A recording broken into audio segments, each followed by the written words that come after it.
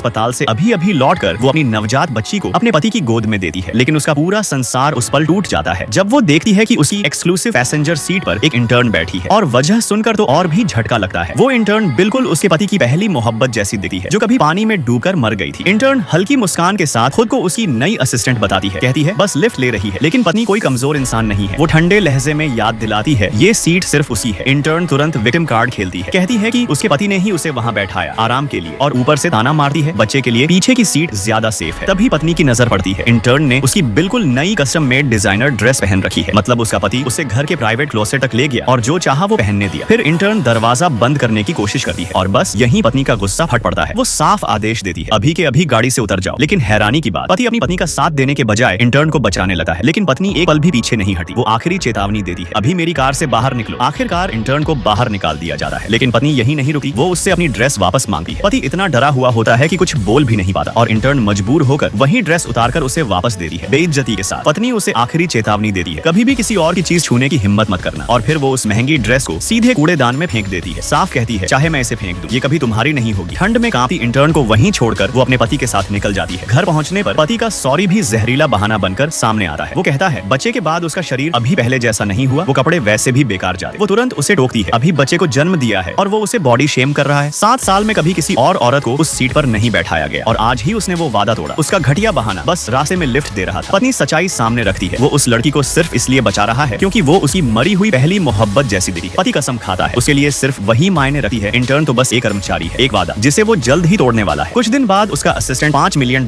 का नेकलेस लेकर आता है जो उसने अपनी पत्नी की एनिवर्सरी के लिए खरीदा था। लेकिन तभी वो चालाक इंटर्न उसके सामने बीमार होकर गिर जाती है। वो कमजोर आवाज में पत्नी को दोष देती है, कहती है उसे ठंड में पैदल चलने को मजबूर किया इसलिए वो बीमार हो गई। पति अपनी पत्नी को धोखा देते हुए उससे माफी मांगता है, लेकिन इंटर्न फिर विक्टिम बनती है, कहती है वो कूड़े की तरह ट्रीट होने लायक है। गिल्ट में आकर पति एक चौंकाने वाला फैसला लेता है। वो अपनी पत्नी का एनिवर्सरी गिफ्ट उसी इंटर्न को दे देता है और ठंडे स्वर में कहता है उसकी पत्नी के पास पहले से बहुत ज्वेलरी है, उसे पता भी नहीं चलेगा। अपमान की हद, वो अपने असिस्टेंट से सस्ता फ्रीबी मांगता है जिसे वो अपनी पत्नी को देने वाला है। उधर पत्नी की बेस्ट फ्रेंड कॉल करके उस लेजेंडरी नेकलेस और पर्ल ईयररिंग्स की तारीफ करती है। पत्नी शांति से $500 मिलियन का इन्वेस्टमेंट ऑन ऑर्डर करती है। किसी को नहीं पता वो ही असली CEO है जो उसके पति के पूरे करियर को फंड कर रही है। जब पति उसे सस्ते ईयररिंग्स देता है तो वो जबरदस्ती मुस्कुराती है अपने अंदर के शक और दर्द को छुपाते हुए। जैसे ही पति कपड़े बदलने जाता है वो उसका फोन देखती है और वहीं सब कुछ साफ हो जाता है। इंटर्न खुलेआम वही एनिवर्सरी गिफ्ट दिखा रही है दुनिया के सामने। यही असली धोखा है। अब उसे समझ आ जाता है जिस आदमी से वो प्यार करती थी वो उसे बेवकूफ बना रहा था। अब खेल खत्म। वो अपने पति की कंपनी में लौटी है, पत्नी बनकर नहीं बल्कि वाइस प्रेसिडेंट बनकर। लेकिन वहां पहुंचते ही एक और झटका मिलता है। उसका ऑफिस पहले से किसी और ने कब्जा कर रखा है।